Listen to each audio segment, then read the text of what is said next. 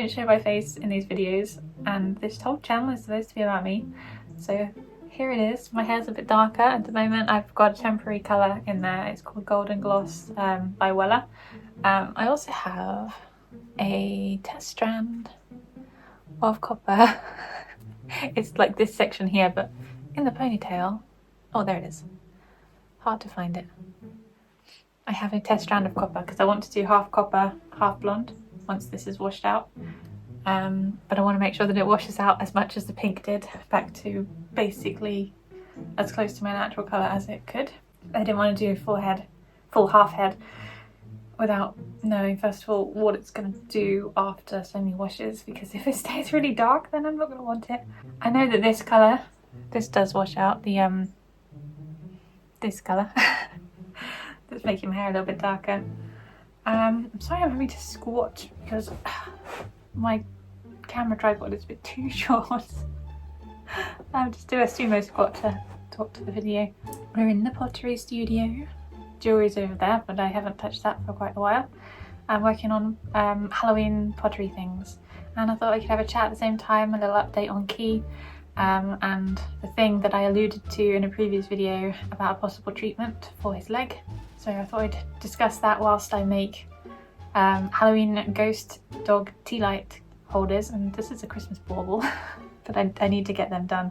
I'm just doing batches of these. I can only do one a day because they take so long to dry out in the mould for me to be able to open it, and because I'm only out here for mostly the morning, I don't have enough time to do a second casting in a day.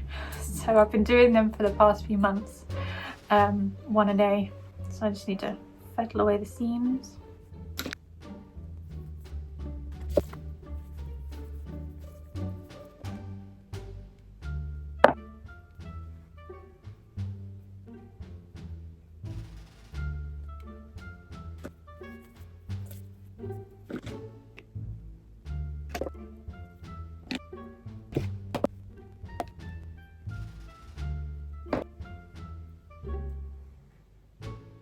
So this is going to be a ghost dog.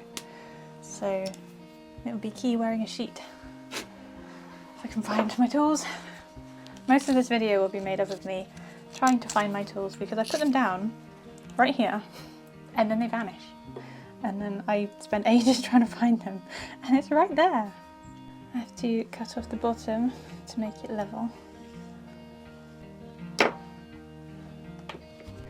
And then we just cut off the top so he doesn't have a pointy head.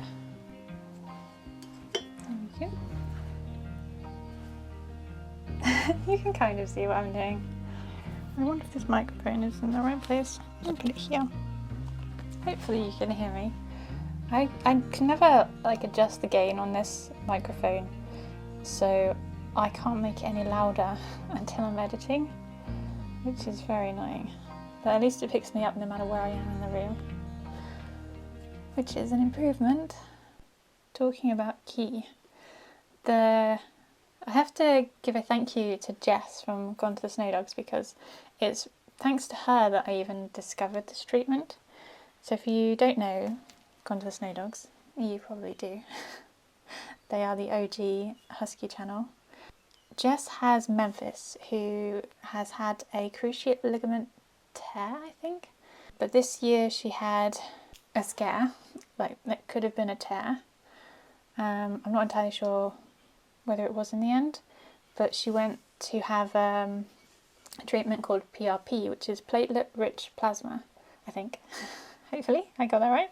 And it's used for things like arthritis and repairing ligaments and tendons. I'm not a doctor or a vet, so don't quote me on anything, but I'm just basing this on what I vaguely know. So I contacted Key's hydrotherapist and asked her if she knew anything about it, and she said she had heard of it, but that she didn't think it would be used for carpal drop, which is what Key has. So Key's wrist joint, if you didn't know, on his right side, where they're meant to stand kind of like this, he's more like this, and when he walks it goes even lower, so it should be up here, but it's not.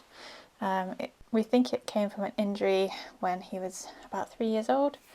He jumped off of a bed onto something that collapsed, a box, and then he came out limping. And it just progressively got worse over the years, but I didn't realise it was a bad injury at the time. So what he's got is different to a tear, because his is like stretched ligaments, rather than a rip that is still intact, still the right length. It's just ripped and they can like repair it. But with a stretched one, there isn't really a fix for it. The options are a brace, which I'm trying out, a custom brace which you make a mould of their leg and then you have a brace made for them. It even encloses their foot and it just holds a rigid position. They can't wear it long term because it will rub, so it's just like for activity.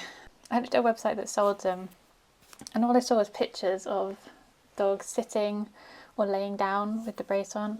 I didn't see any dogs like running around and enjoying life with this cumbersome thing on their leg, and it didn't fill me with hope that he would like it. I mean, he doesn't like the little generic brace that he does have on. He doesn't particularly enjoy putting it on, but he will still run about and everything because it's not encasing his foot. He hates anything on his feet. Most dogs do. I need to do the next step. So the other option, which I really don't want to do, is bone fusion, where they basically put a plate in the wrist and they fuse the joint so that it can never bend ever again. And I know dogs can cope with these things. I know they can adapt easily, but I just don't want to do that to him. I don't want him to go through that kind of surgery. It's a long recovery, and I've been trying to avoid it, so we've been doing the brace route. When I contacted her, she suggested this vet's, which is up in Somerset, so it's about 2 hours away, that they do PRP treatment, and to contact them. Oh, I've gone a bit too long on that one. I'm just making the ears, so I need my knife. It's right there. So yeah, she recommended this vet to contact them and just have a chat. So I did, and I said that I was recommended to them for their PRP treatment. Then I talked through everything about the carpal drop and that, and he said they do PRP treatment, but what he would need is stem cell treatment. So this is not something, well, I mean, I've heard of stem cells, but I'd never heard of it as being a treatment for dogs. And he explained that they use PRP more for arthritis and inflammation and things, and then they do stem cell treatment to repair ligaments and tendons. And they all I thought I'd lost it. Lost it meaning got it covered in dust on the floor, but it landed on the foot rest on my chair, so it's fine. They do a 3-pronged treatment, which is PRP for the arthritis, stem cells for the ligaments, and then joint replacement fluid as well, which is, I think, also for like arthritis and things. And apparently this is a thing that only this particular vet does, so they're quite proud of their treatment plan. They're also proud of the fact that their success rate is very high because they have a very stringent candidacy program. They only take on dogs that they believe that they can help. So I had to submit a video of Key walking to and from the camera and then trotting to and from the camera so that they could see the way he moved, and then he needed access to the vet's report and a hydrotherapy report, so they know all of his history and everything.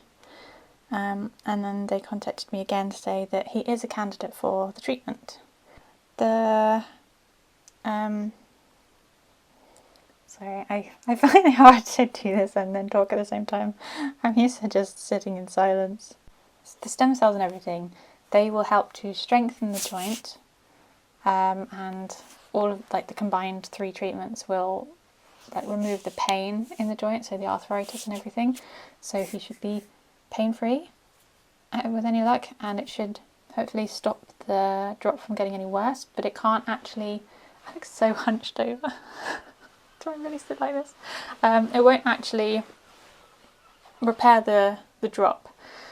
It can't, basically. It can't repair the stretch in the ligaments, but it can stop, hopefully, them from continuing to stretch and getting even worse. I wish it could repair it so that his wrist went back up to how it was, but if it can stop it getting worse, then that is a huge success. The price won't change no matter how many places they do the treatment, so the price is per treatment. So the stem cells, the PRP and the joint replacement fluid is just one whole $6,500 for the three together. So no matter how many places they inject the good stuff, the price won't go up, so it'll just be a flat $6,500.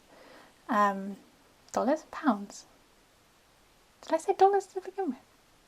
I said grand. I'm in the UK, it's pounds. So yeah, £6,500. He said that he would not only do his bad wrist, but they would do his good wrist, which would be good because, I mean, his left one is going to be overcompensating for everything that this one can't do, so it could potentially be making it weaker. So strengthening that one is a very good idea.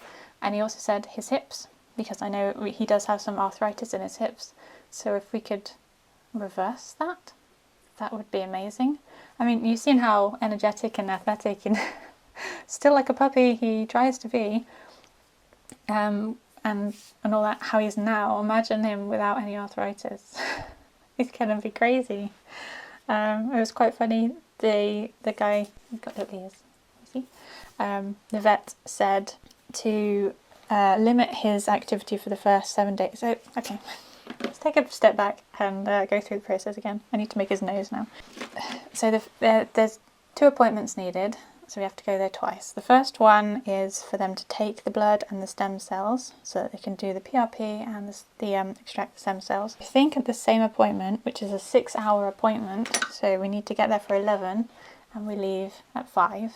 So I think in that first appointment they inject the joint replacement fluid, because I don't think it's specific to Key. I think it's a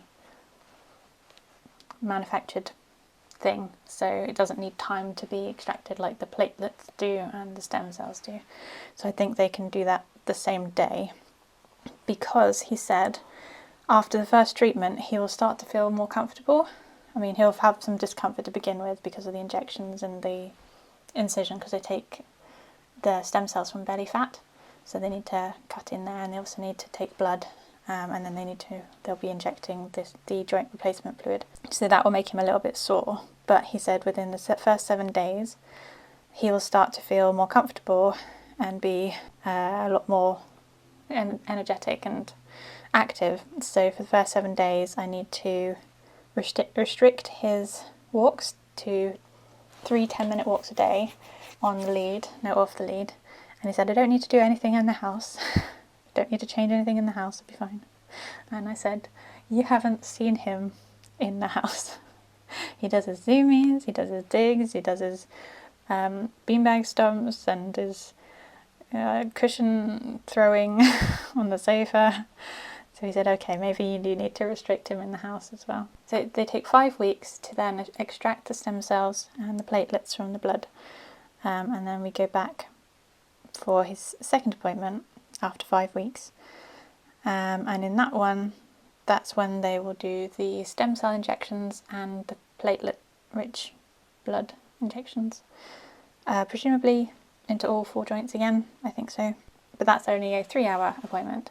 We've got a 2-hour drive, which we're not looking forward to, up to this vet's on the 17th of this month, September, and then from that appointment we will presumably book the second appointment. It's got a snoot. I actually need to shape his flared bits before it gets too dry. So yeah, I'm hopeful. I'm sad that it's not going to actually fix the drop, because I wish it could, so that his leg didn't do that. It just looks so uncomfortable, because their feet are not supposed to do that. But unfortunately it can't be fixed. But with any luck it can strengthen it so that it doesn't drop any further. and that it's more comfortable for him to walk on. Let me know if you've heard of this stem cell treatment for carpal damage or specifically carpal drop, because I would really like somebody that's had experience with this to let me know how it went and was it successful and all of that. And I'm hoping I can film some bits when we're up there at this vet's to help anybody else that has a dog that's in this kind of position, because I had never heard of it. I didn't know that this could be beneficial to him. It is a very expensive treatment. We can do it. I have a savings account for Key. He's not insured, but I do have a savings account for him, so we will get it done. Anything that can give him a better quality of life, we will do it. I have a little template for the cutout in the back, which I need to mark up. And he's got his little fluty feet. I wish I wasn't hunched over, but this is how I sit when I'm working. I need this like this much higher. If you want one of these ghost dogs, I've only so far got 4 made, because they take me a while. I don't know if you could hear that before the video cut off, but my alarm just went. Oh, why did I start recording? I need to empty this mould. So yeah, I have to cast the cone, and then I have to wait for it to dry enough to get it out of the mould. And when the mould gets really wet, it takes ages to come out, the cone. So they take me a while to do, and I've got to sculpt all the bits on. So I've only got, this will be the 4th one that I've made. And all of my tea light holders that I'm making now have got a base to them, because I want to protect your surfaces. So when you put your candle down, you don't have to put it on a tray or anything underneath. Some people might forget to put it on anything, and it could damage your worktop if you put a candle unprotected onto something. So all of my tea lights, all of the pumpkin ones and these ghost dog ones have a base to them. And I know from last year, because I had 2 styles, I had one open mouthed with a base, and you put the candle in through the mouth, which meant you couldn't have traditional style faces. You had to have a big wide mouth and you could see the candle really clearly. And then ones that were like cloches that went over the top of the candle, which again don't have a base. And those are the ones that I've got requests for now, versus the open mouth ones which had a base. I don't have any requests for the ones with the open mouth, even though they all did sell. Nobody liked my one that I made for myself. He looked like he was melting. Always the way. But the ones that I like the most are the least popular. So I compromised, or rather combined the 2 styles, so that we have traditional faces, carved faces, so you don't automatically see the candle straight through an open mouth, with a base for the candle to sit on and protect the surfaces, and then cut out on the back like I have marked on here. You probably can't see where you put the candle in the back, so you don't see the candle. 10 of them I've made so far. I'm not sure if I'm making more, because I'm running quite close to October. We're the 2nd of September now, and that might not seem too bad, but I've got to get them all dried out, fired, glazed, fired again, then photographed and listed, and then you guys need to buy them, and so I can ship them off and have them in time for October, because you don't really want them at the end of October, you want them for the whole month. So there's not a lot of time to get more made. I will have to take these ones inside to dry out quicker. So dark. It's like it turned to September and it just became autumn immediately. Don't know what happened to our summer. Didn't have a summer this year.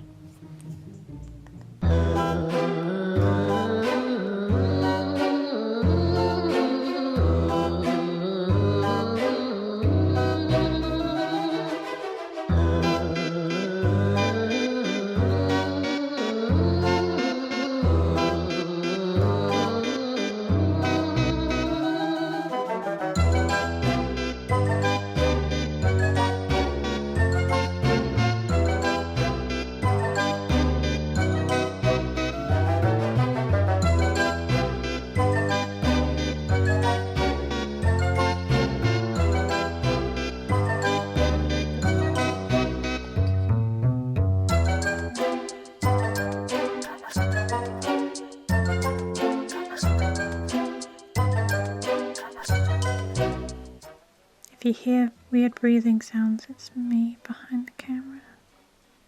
But I have a tripod. I have the microphone on, so hopefully that's not a problem. Okay, I'm looking through the ring light so I can see.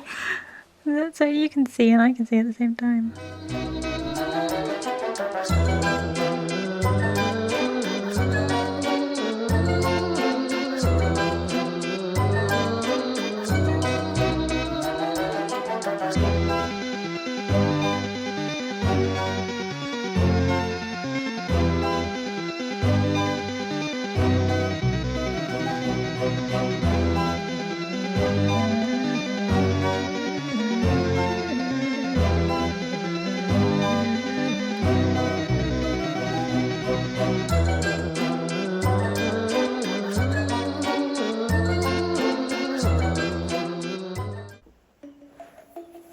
What I'm making now is a desk buddy.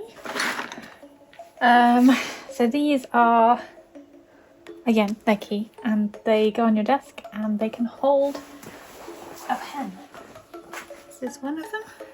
You just slot your pen in there. This is obviously unglazed.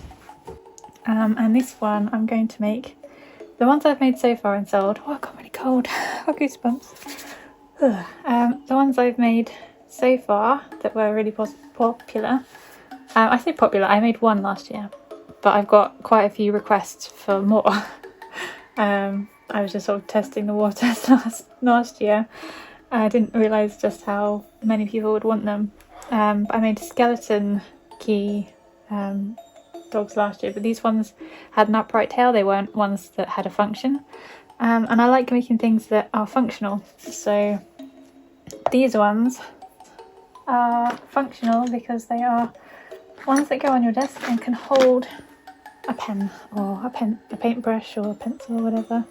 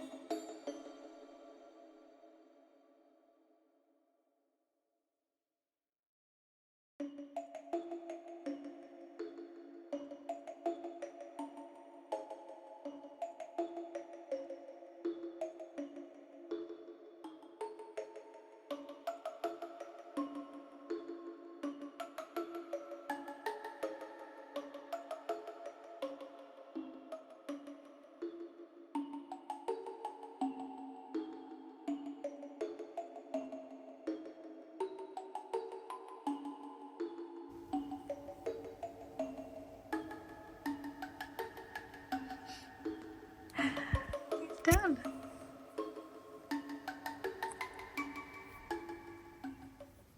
I didn't film any of the process, but I made a table.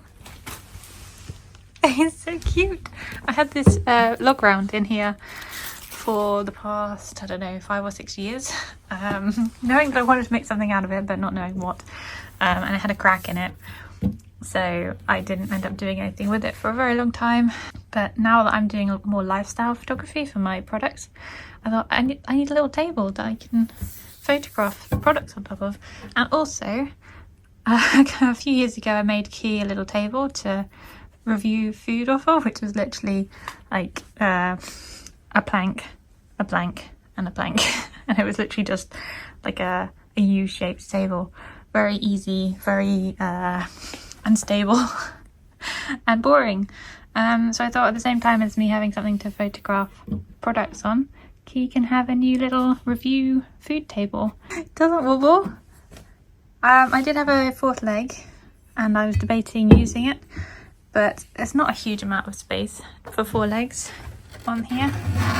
So I asked Jamie his opinion because I couldn't decide, and he said 3 and I was leaning more towards 3. So 3 it is. There was some woodworm damage which I filled with the filler. Thankfully it's not on the top side. I had one side that was nice and clean. But we do have the crack. And I managed to stick a piece of bark over the edge where there was no bark. So I filled that in. I also managed to stick a piece back on here as well because this was a really big gap of no bark, but I wasn't sure if it was actually going to stay stuck on, so I didn't finish filling the gap. I also ran out of pieces of bark that would fit this little gap here as well. I did attempt to put some on, but I ended up I think I did it a bit too late and the filler was practically set, so it wasn't working, but I got a little table. It's so cute. And I've got a spare leg. I just need to buy 2 more and then I can make something else. I've put wax on because I don't like wood stains. I like wood to be as close to its natural colour as possible because I just love the colour and I love the texture. And then the wax just darkens it a little bit and makes it really nice and smooth. So I waxed it and buffed it, waxed it, buffed it with the 400 grip on my sander. And yeah, really smooth. I can't wait to put some products on there and photograph them. And I'm sure Key can't wait to review some more food because we haven't done that for ages. And then we can do it on a really cute table. Yeah, you're gonna go take it inside and see what my mum thinks. I love it, it's so cute. It's a completely different day. Still just as hunched. It's glazing. My pumpkins have gone out. I did a bisque fire. My hair, you gotta excuse the wings. My fringe does this when there's humidity. Also my fringe is growing out a bit. I'm trying it as curtain bangs for a little bit and then I might keep it for the winter longer because when I wear my winter hats, which I'm looking forward to, I can't have a fringe because it will literally just be like this. So I might have curtain bangs for the winter and then cut it back to a fringe when I'm no longer wearing winter hats. But I don't know.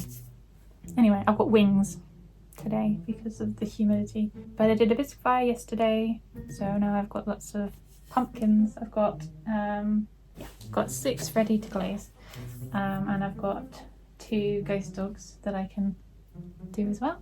I've also got another load that needs bisque fire, so I don't know whether to do the bisque fire first. No, no, I'm going to do the glaze fire and then I'll do a bisque fire in between.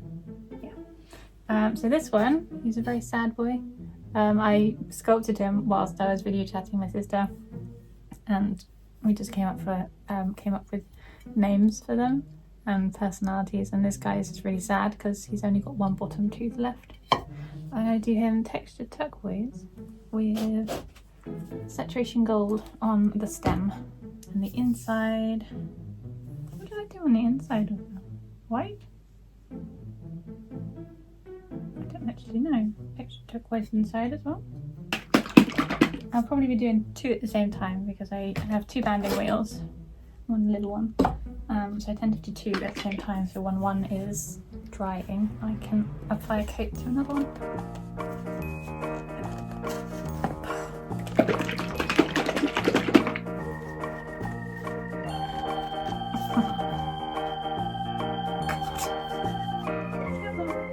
Let me in.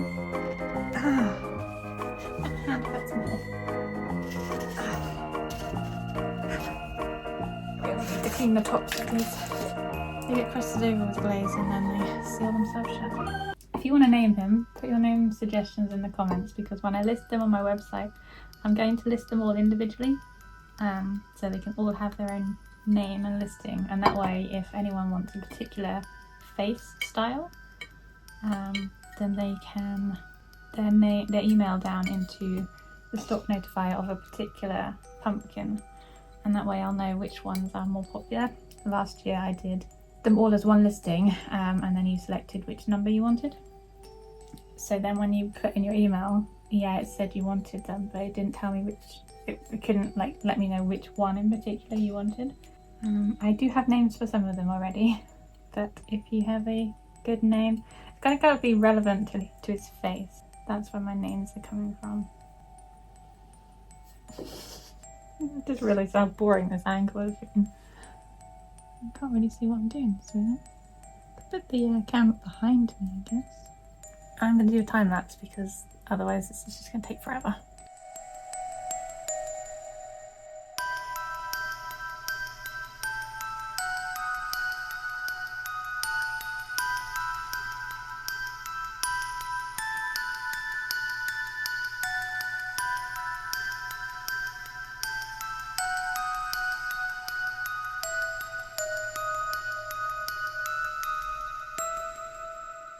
thank you so much for watching. I hope you enjoyed the video. Please let me know what you think about this treatment for Key, and if you've experienced anything to do with it with your dog, and let me know what you think about the pumpkins. Leave your name suggestions in the comments.